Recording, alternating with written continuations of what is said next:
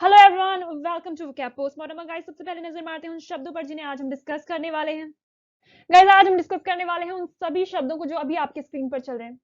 इन शब्दों को मैंने पूरी कोशिश करी है कि आपके डिक्शनरी का परमानेंट हिस्सा बना सकूं। मैंने अपना पूरा झोंका है, अपना 100% से भी ज्यादा दिया है इस सेशन में। मेरी तो बस इतनी ही जिम्मेदारी बनती है, निमोनिक बनाकर वर्ड्स को अलग अलग तोड़ तोड़ कर, निमोनिक बनाकर, फोटो के साथ कनेक्ट करके सब कुछ करा हुआ है इस सेशन में। मेरी तो इतनी ही जिम्मेदारी बनती थी।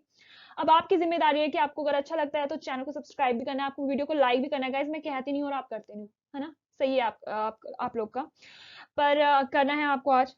और क्योंकि गाइस बिल्कुल भी रीच नहीं मिल रही है, मैं मेहनत करी जा रही हूँ अंधों की तरह और कुछ रीच नहीं मिल रही है चैनल को, बिल्कुल भी नहीं। तो मेरी मदद करनी है आपको, आपको चैनल की मदद करनी है, आपका ही चैनल है। तो चलिए बढ़ते हैं आगे। गाइस, यहाँ पर हमारे पास एक शब्द है बिरेट। बिरेट का मतलब क्या होता है, इसे आप इस फोटो से कनेक्ट करिए। ये बंदी से इतने जोर से डांट रही है कि बेचारे के बाल भी उड़े जा रहे हैं। तो बिरेट का मतलब होता है स्कॉल्ड स्ट्रांगली, बहुत जोर से डांटना, सेंस्योर सिवियरली और एंग्रीली, किसी की भर्त्सना करना, बहुत ही गुस्से में, बहुत ही कटाक्ष भर्त्सना करना, किसी की निंदा करना, उसे बिरेट कहते हैं। ठीक है, बिरेट। आप ये सोचिए कि आप किसी को रेट दे रहे हो तो उससे अच्छे रेट दे रहे हो, और बी रेट कर रहे हो तो आप उसे गंदे रेट दे रहे हो। तो बिरेट मतलब इस तरह से इसे निमोनिक बना के याद रखिए। बी रेट करना, किसी के रेट कम कर देना, किसी की निंदा करना, किसी को बहुत जोर से डांटना, तो इसका मतलब होता है बी रेट। ठीक है, इसके सिनोनिम्स है चाइड, रिब्यूक, रेप्रिमेंड। इन सब का मतलब होता है बहुत गुस्सा गुस्सा करना, किसी की भर्त्सना करना, किसी की अवहेलना करना। इन सब के सिनोनिम्स हैं ये सब। ठीक है, इसके एंटोनिम्स हैं कॉम्प्लीमेंट, फ्लैटर, प्रेज। कॉम्प्लीमेंट का मतलब होता है तारीफ करना, फ्लैटर का मतलब होता है किसी की चापलूसी करना, प्रेज का मतलब भी होता है किसी की तारीफें करना। तो ये इसके ठीक एंटोनिम्स हो जाते हैं। इसका एग्जांपल सेंटेंस है the father berated his son for being negligent in his study. मतलब पापा ने बेटे को डांटा पढ़ाई में लापरवाह होने के लिए। तो इस तरह से इसे इस्तेमाल करेंगे। ठीक है, ये एक वर्ब है। नेक्स्ट एग्जाम्पल है द टीचर ब्रेटेड द स्टूडेंट, मतलब टीचर ने स्टूडेंट को ब्रेट किया, बहुत जोर से डांटा। तो इस तरह से इसे याद रखेंगे। बी रेट करना मतलब किसी के रेट कम कर देना। इस तरह से इसे निमोनिक बनाकर याद रखिए कि किसी की निंदा करना, भर्त्सना करना, किसी को डांटना, उसे बिरेट कहते हैं। Next is contraband. Guys, contraband का मतलब होता है इलीगल गुड्स। अब आप इसे नाउन की तरह से भी और एडजेक्टिव की तरह से भी इस्तेमाल कर सकते हैं। नाउन अगर आप कहते हैं कॉन्ट्राबैंड तो इसका मतलब ही होता है इलीगल सामान, जो वैध नहीं है, अवैध है जो। बट आप इसे एडजेक्टिव की तरह भी इस्तेमाल कर सकते हैं और आप कह सकते हैं फॉर एग्जांपल कॉन्ट्राबैंड ड्रग, ऐसा ड्रग जो इलीगल घोषित कर दिया गया है, तो आप इसे एज एन एडजेक्टिव इस्तेमाल कर सकते हैं। अब कॉन्ट्राबैंड का मतलब होता है इलीगल सामान। और आपको यहाँ पे क्या दिख रहे हैं, आपको आइवरी दिख रही है, यहाँ पे हाथी के दांत दिख रहे हैं आपको ना। तो आप इसे इसके साथ कनेक्ट कर सकते हैं और एग्जाम्पल सेंटेंस बना सकते हैं। Ivory has been declared contraband in India. Ivory को ना अवैध घोषित कर दिया गया है, अवैध सामान की लिस्ट में डाल दिया गया है, यानी आप अब इसकी लेन देन नहीं कर सकते, इसका लेन देन अवैध कर दिया गया है। तो ivory has been declared contraband in India. इस तरह से आप इसे इस्तेमाल करेंगे। ठीक है, इसके सिनोनिम्स हैं जो बैंड है, स्मगलिंग है, अनलॉफुल है, प्रोहिबिटेड है। इस तरह से इसके सिनोनिम्स चलते हैं। और इसके एंटोनिम्स चलते हैं, जैसे लीगल है जो, परमिटेड है जो, ऑथराइज्ड है जो। इसके सिनोनिम्स एंटोनिम्स इस तरह से चलेंगे। इसका एग्जांपल सेंटेंस है customs department has not been able to stop trafficking of contraband. मतलब कॉन्ट्राबैंड की ट्रैफिकिंग को रोकने के में सक्षम नहीं हो पाया कस्टम डिपार्टमेंट। कॉन्ट्राबैंड की ट्रैफिकिंग को रोकने के में सक्षम नहीं हो पाया कस्टम डिपार्टमेंट। इस तरह से आप इसे इस्तेमाल करेंगे। तो कॉन्ट्राबैंड आइवरी, इस तरह से आप इसे इस्तेमाल करेंगे। इससे याद रखिए कॉन्ट्राबैंड को। और गाइस, आप इसे इन वर्ड्स को ना तोड़ेंगे ना, जैसे कॉन्ट्रा एंड बैंड, ये दोनों वर्ड ही कॉन्ट्रास्ट को दिखाते हैं, जो चीज अवैध है उस चीज को दिखाते हैं। तो कॉन्ट्रा बैंड इलीगल सामान, इस तरह से आप इसे इस्तेमाल कर सकते हैं। ठीक है, नेक्स्ट इज डिलीटरस। डिलीटरस का मतलब होता है, अब गाइस किस चीज को आप डिलीट करना चाहेंगे अपनी लाइफ से, किस चीज को आप इरेज करना चाहेंगे अपनी लाइफ से, उस चीज को ना जो आपके लिए हार्मफुल है। तो डिलीटरस का मतलब होता है हार्मफुल टू लिविंग थिंग्स। किसी भी कोई भी ऐसी चीज जो लिविंग थिंग्स के लिए हार्मफुल है, आप उसे डिलीटरस कहेंगे। जैसे डिलीटरस ड्रग, डिलीटरस केमिकल, डिलीटरस प्लांट्स। इस तरह से डिलीटरस चलता है। तो डिलीटरस बहुत सिंपल वर्ड है, आपको इजीली याद हो जाएगा। बट होना चाहिए आपको पता कि ऐसा भी कोई वर्ड एग्जिस्ट करता है जिसका मतलब ये होता है। ठीक है, इसके सिनोनिम्स है इंजूरियस हो जो, डेट्रीमेंटल हो जो, डैमेजिंग हो जो, डिस्ट्रक्टिव हो जो। तो इस तरह से इसके सिनोनिम्स चलते हैं। इसके एंटोनिम्स है बेनिफिशियल है जो, एडवांटेजेस है, जो हेल्पफुल है, जो वो ठीक इसके एंटोनिम्स हो जाएंगे। इसका एग्जांपल सेंटेंस है, we should always be aware of the deleterious effect of over eating. हमें ओवर ईटिंग के जो हार्मफुल इफेक्ट्स है ना, उनसे अवेयर रहना चाहिए हमेशा। तो deleterious effect of over eating, harmful effects of over eating, ठीक है। इस तरह से इसे इस्तेमाल करा जाता है, इसका यूसेज चलता है। तो deleterious, harm. Another important word, betroth. Betroth का मतलब होता है, ये फोटो में क्या दिख रहा है आपको, सगाई हो रही है ना, सगाई करना। तो बेट्रोस एक वर्ब है जिसका मतलब होता है सगाई करना, ठीक है। To promise formally to marry someone, किसी से फॉर्मली प्रॉमिस करना शादी के लिए, तो क्या हो गया, सगाई। सिनोनिम्स है एस्पाउस। एस्पाउस का मतलब होता है सगाई करना या शादी करना, दोनों सेंस में आता है। इसके एंटोनिम्स हो जाते हैं ब्रेक ऑफ, डाइवोर्स, सेपरेट। जो सब ये सारे शब्द सेपरेशन को बताते हैं, किसी से सेपरेट हो जाना, ये ठीक उसके एंटोनिम हो जाएंगे। इसका example sentences, Sheela was betrothed to Sameer last month. Sheela ने लास्ट महीने में, बीते हुए महीने में समीर से सगाई कर ली। इस तरह से इस्तेमाल करेंगे। इसका नेक्स्ट एग्जांपल सेंटेंस है, her parents betrothed her to the boy of neighbouring village. उसके पेरेंट्स ने उसकी सगाई करवा दी नीबरिंग विलेज के एक लड़के से। तो इस तरह से इसे इस्तेमाल करेंगे। बेट्रोस का मतलब होता है सगाई करना, इस फोटो से भी याद रखिए, सिंपल सा वर्ड है, कोई ट्रिकी नहीं है। तो बेट्रोस, सगाई करना। Next is बस्टो। बस्टो का मतलब होता है किसी को कुछ देना। अब क्या देना, ग्रांट अ क्वालिफिकेशन, टाइटल, राइट और पोजेशन। किसी को कोई क्वालिफिकेशन देना, किसी को कोई टाइटल देना, किसी को कोई राइट देना, किसी को कोई पोजेशन देना, उसे बस्टो कहते हैं। और इसका और मतलब इन सेंस में तो इन्हें इस्तेमाल करा ही जाता है, पर देना, किसी कुछ भी दे देना, उस सेंस में भी इस्तेमाल किया जाता है। अब आपको क्या दिख रहा है यहाँ पे, एक स्नातक को स्नातक की डिग्री दी जा रही है ना, तो आप सेंटेंस बना सकते हो, the head of the university bestowed the graduation degree on the students. तो इस तरह से इसका इस्तेमाल करा जाता है। अब इसके सिनोनिम्स हैं डोनेट, ग्रांट और एंट्रस्ट, जिसका मतलब होता है प्रदान करना, देना। इसके एंटोनिम्स हैं रिफ्यूज, डिनाई एंड डेप्राइव। अब रिफ्यूज, डिनाई का मतलब तो मना कर देना किसी को, और डेप्राइव मतलब होता है किसी को वंचित कर देना। अब बस्टो का मतलब होता है ग्रांट करना, किसी को प्रदान करना। तो डेप्राइव मतलब किसी को वंचित कर देना, ठीक उसका एंटोनिम हो जाएगा। तो इस तरह से इसके एंटोनिम्स चलते हैं। इसका एग्जाम्पल सेंटेंस है, he was ever ready to take blames on himself and bestow praise on others। मतलब वो हमेशा तैयार रहता था ब्लेम्स को अपने ऊपर लेने के लिए और प्रेज को दूसरों को देने के लिए, प्रशंसा को दूसरों को देने के लिए। इस तरह से ये चलते हैं। अब इसके साथ आपको ये चीज याद रखनी है कि bestow something on someone, मतलब कि इसके साथ ऑन प्रेपोजिशन चलती है। आपको पता है ना गाइस, प्रेपोजिशन सबसे मुश्किल पार्ट ऑफ स्पीच है ग्रामर का, मेरे ख्याल से। तो bestow something on someone, तो प्रेपोजिशन ऑन चलता है इसके साथ, ये भी याद रखिए। नेक्स्ट इज बस मार्च। बस मार्च का मतलब होता है charge falsely with malicious intention, मतलब दुर्भावना से किसी को झूठा झूठा ब्लेम करना, उसे बस मार्च कहते हैं। किसी को बदनाम करना, उसे बस मार्च कहते हैं, ठीक है। Attack the good name and reputation of someone, किसी के नाम, किसी के इज्जत को मैला करने की कोशिश करना, उसे बस मार्च कहते हैं। अब आप इसका निमोनिक बना सकते हैं। क्या निमोनिक बना सकते हैं, बस मिर्च, बस मिर्च, बस मिर्च मत मिला। इस तरह से आप इसे याद रख सकते हैं, बस मिर्च मत मिला, बदनाम मत कर। तो बस मिर्च, बस मिर्च से इसे निमोनिक बनाकर भी आप याद रख सकते हैं, ठीक है। इसके सिनोनिम्स हैं डिसोनर्स, मियास्मा, इन सब का मतलब होता है किसी को बदनाम करना, किसी के नाम को मैला करना, उसे उसके ये इन सब का मतलब होता है।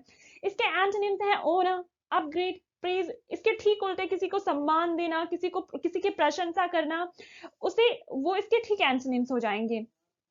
इसका एग्जाम्पल सेंटेंस है, the opposition always tries to besmirch the reputation of the ruling party. मतलब ऑपोजिशन हमेशा कोशिश करते रहते हैं रूलिंग पार्टी की इज्जत को बदनाम करने की, रेपुटेशन को खराब करने की। तो इस तरह से आप besmirch को इस्तेमाल करेंगे। तो याद रखिए, besmirch, बस मिर्च मत मिला। Next is cogent. कोजेंट का मतलब होता है, हिंदी में इसका मतलब होता है अकाट्य या ठोस। For example cogent argument. Cogent argument का मतलब होता है अकाट्य तर्क, ऐसा तर्क जिसे काटा नहीं जा सकता, जिसे झुटलाया नहीं जा सकता, जो बहुत सटीक है, उसे कोजेंट कहेंगे। अंग्रेजी में कहते हैं पावरफुली परसुएसिव, जो पावरफुली एकदम सटीक हो, ठोस हो, कन्विंसिंग हो, कन्विंस कर पा सके। जो ठोस है, जो सटीक है, वही कन्विंस कर पा सकेगा। फोर्सफुल हो जो, उसे कोजेंट कहेंगे। इसके सिनोनिम्स है कंपेलिंग, वेटी, परसुएसिव। इसके एंटोनिम्स है इनइफेक्टिव, इनवैलिड, अनइम्पॉर्टेंट। सिंपल ये सब तो आपको पता होंगे। तो ठीक इसके एंटोनिम्स हो जाएंगे। इस तरह से इसके एंटोनिम्स चलते हैं। इसका एग्जाम्पल सेंटेंस है, Shyam could not offer any cogent reason for his absence. मतलब श्याम कोई भी कोजेंट रीजन, सटीक कारण नहीं बता पाया अपनी अब्सेंस के लिए, इस तरह से इसे इस्तेमाल करते हैं। तो कोजेंट मतलब अकाट्य, ठोस, सटीक। नेक्स्ट इज कैलो। कैलो का मतलब होता है इन एक्सपीरियंस, जिसे कोई तजुर्बा नहीं है, एकदम नौसिखिया है, जो इमेच्योर है। जो जैसा आपको यहाँ पर ढेर सारे डकलिंग्स दिख रहे होंगे ना, इमेच्योर डकलिंग्स, तो कैलो डकलिंग्स आप कह सकते हैं। कैलो वर्ड को किसी भी सेंस में इस्तेमाल किया जा सकता है जहां आप कहना चाहते हो कि इन एक्सपीरियंस्ड है, इमेच्योर है। जैसे कैलो अंडर ग्रेजुएट्स, ऐसे अंडर ग्रेजुएट्स जो पूरी तरह से इमेच्योर है, इन एक्सपीरियंस्ड है, जिन्हें कोई तजुर्बा नहीं है, कैलो अंडर ग्रेजुएट्स। या कैलो एंटरप्राइज, मतलब ऐसा एंटरप्राइज जो बहुत नौसिखिया है, अभी नया नया है, इमेच्योर है, इनएक्सपीरियंस्ड है, जिसे एंटरप्रेन्योरशिप के बारे में कुछ नहीं पता, तो कैलो एंटरप्राइज। इस तरह से आप इसे इस्तेमाल कर सकते हैं, ठीक है। इसके सिनोनिम्स है नेव, इनएक्सपीरियंस, इमेच्योर, यंग, जो बहुत नया हो, नौसिखिया हो, एकदम इमेच्योर है, उसे उसे कैलो कहेंगे, ठीक है। इसके एंटोनिम्स है एक्सपीरियंस्ड हो, वेल वर्स्ड हो, मल्टी स्किल्ड हो, जो इस तरह से इसके एंटोनिम्स चलते हैं।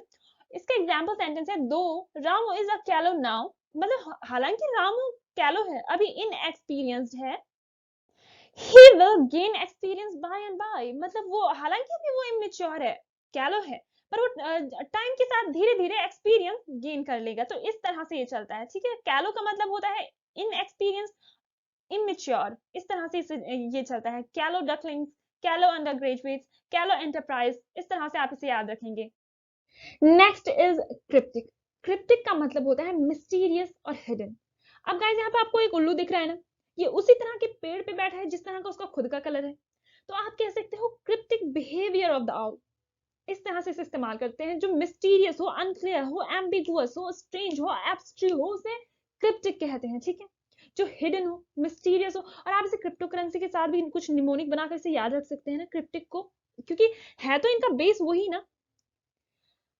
इसके एंटोनिम्स हैं और एग्जांपल्स एंटोनिम्स दोनों एक साथ आ गए। एंटोनिम्स है क्लियर, सर्टेन, ऑब्वियस, जो सबके सामने है, क्लियर है, सर्टेन है, निश्चित है, जो तो वो इसके एंटोनिम्स हो जाएंगे, है ना। इसका एग्जांपल सेंटेंस है, the secret lies in those cryptic symbols that begins every web address.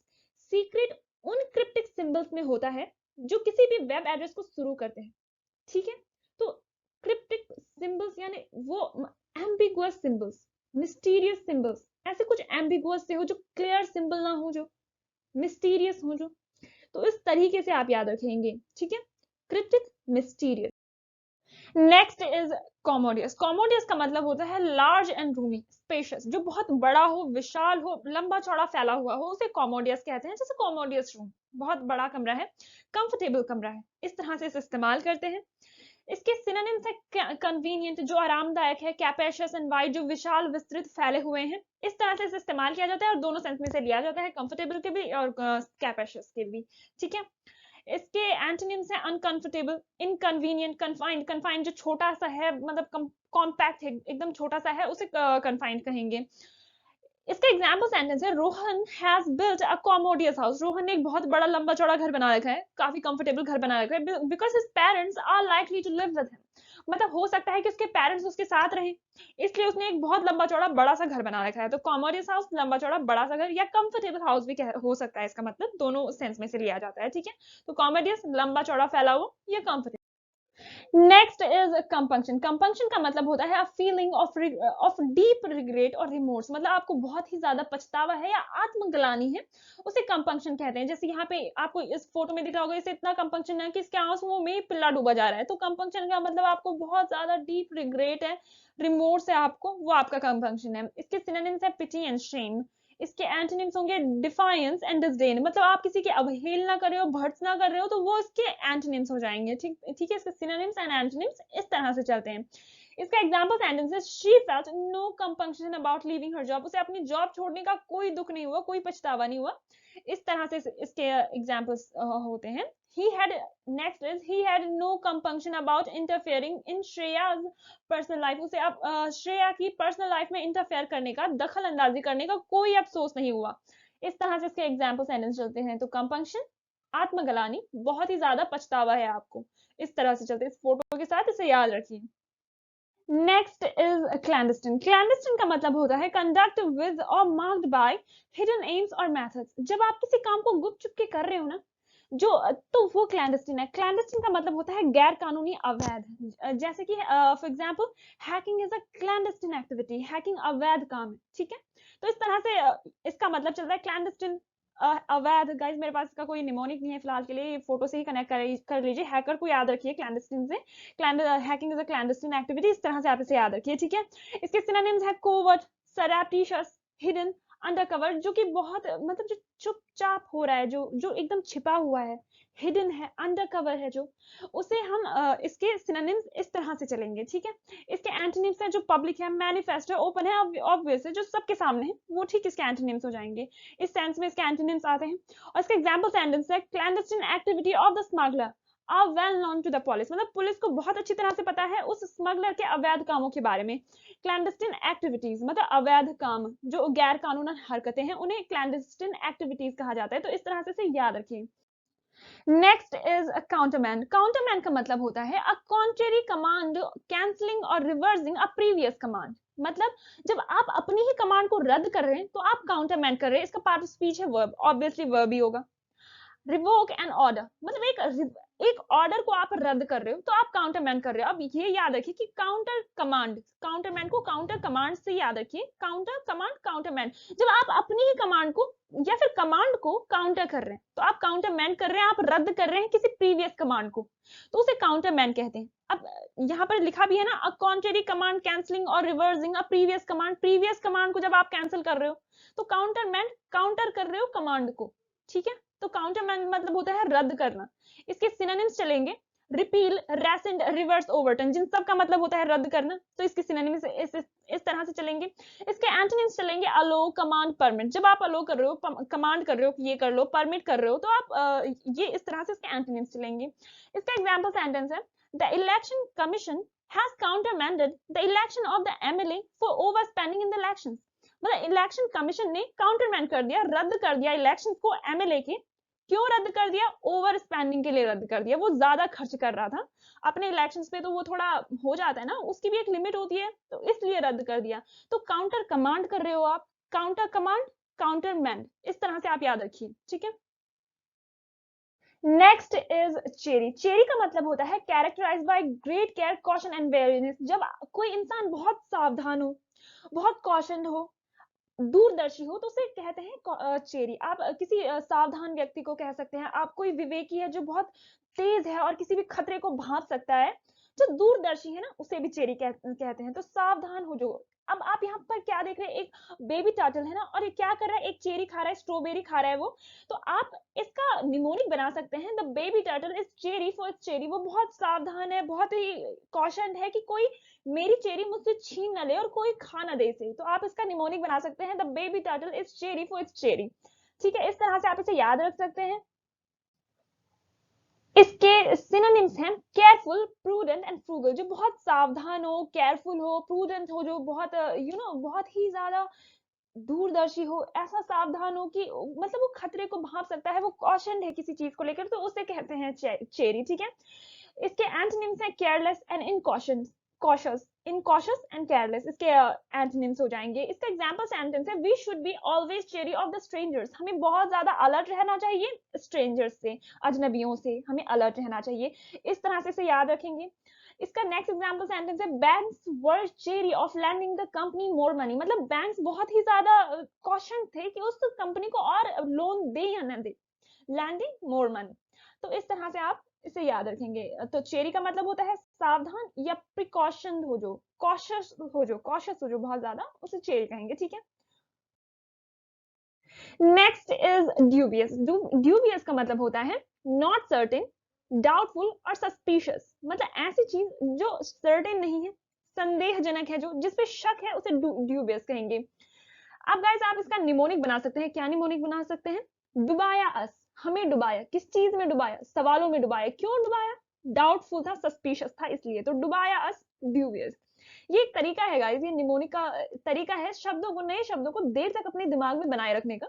इससे बहुत आसानी होती है याद करने में, नए शब्दों को दिमाग में रख पाने में इससे बहुत मदद होती है। तो डुबाया अस, ड्यूबियस करके आप इसे याद रख सकते हैं, ठीक है। इसके सिनोनिम्स है questionable, suspicious, Shady and suspect. ऐसे ऐसा जो संदेहजनक है, जिसमें बहुत सारे सवाल हैं, जो वेग है, एम्बिगुअस है, वो ड्यूबियस है। ठीक है, इस तरह से इसके सिनोनिम चलेंगे। इसके एंटोनिम है सर्टेन, हो जो श्योर है, जो क्लियर है, जो सबके सामने है, एक तरह का है, वो इसके एंटोनिम्स चलेंगे। इस तरह से इसके एंटोनिम्स चलेंगे। इसका एग्जांपल सेंटेंस है Rohan is dubious about the scheme made by his friends, मतलब रोहन थोड़ा संदेह में है, थोड़ा उसे शक है, संदेह में है उस स्कीम के बारे में जो उसके दोस्तों ने बनाई है। तो इस तरह से इसका इस्तेमाल करते हैं। तो ड्यूबियस, डुबाया से आप याद रख सकते हैं, जो सर्टेन नहीं है, जिसने आपको सवालों में डुबाया है, तो ड्यूबियस। ठीक है, नेक्स्ट इज डिवाउट। डिवाउट का मतलब होता है रिलीजियस और पायस, जो बहुत धार्मिक है और पवित्र है, उसे डिवाउट कहेंगे। अब कैसे इसे याद रख सकते हैं, क्या निमोनिक बन सकता है इसका? डिवाउट, दिया वोट, डिवाउट, दिया वोट, किस धर्म को दिया वोट? डिवाउट, दिया वोट, तो किस धर्म को दिया वोट? अब आप किसी धर्म को वोट क्यों देंगे? इसलिए ना, क्योंकि वो आपको पवित्र लग रहा है, आपको लग रहा है कि सच में धर्म से जुड़ा हुआ है, पाखंड नहीं है ये, तो आपने दिया वोट। किस धर्म को दिया वोट? तो दिया वोट क्यों दिया? क्योंकि वो धार्मिक है। तो डिवाउट धार्मिक, पायस पवित्र। इस तरह से आप दिया वोट, डिवाउट करके इसे दिमाग में बिठा सकते हैं, इस शब्द को ग्रैब कर सकते हैं। इसके सिनोनिम्स हैं devoted, godly, Holi, faithful. Devoted जो समर्पित है, गॉडली ईश्वरीय है, जो होली पवित्र है, जो फेथफुल जो फेथ से भरा हुआ है। इस तरह से इसके सिनोनिम्स चलेंगे। इसके एंटोनिम्स है हिपोक्रिटिकल जो पाखंडी है, इररिलीजियस जो धर्म से परे है, धर्म से जुड़ा ही नहीं हुआ, सिंफुल जो पापी है। तो इस तरह से इसके एंटोनिम्स चलेंगे। इसके एग्जांपल सेंटेंस है my mother is devout and God fearing, मेरी माँ धार्मिक है और गॉड फियरिंग है। गॉड फियरिंग टर्म उस इंसान के लिए इस्तेमाल करा जाता है जो भगवान के बनाए हुए रास्ते पर चलता है, क्योंकि वो भगवान से डरता है, वो उस सजा से डरता है, वो गलत काम करने की सजा से डरता है, गॉड फियरिंग है। ठीक है, तो इस हिसाब से इस तरह से ये चलेगा। डिवाउट, दिया वोट, किस धर्म को दिया वोट और क्यों दिया? क्योंकि वो रिलीजियस है, पायस है, इसलिए दिया। तो डिवाउट, रिलीजियस एंड पायस, इस तरह से आप इसे याद रख सकते हैं, अपने डिक्शनरी में बिठा सकते हैं।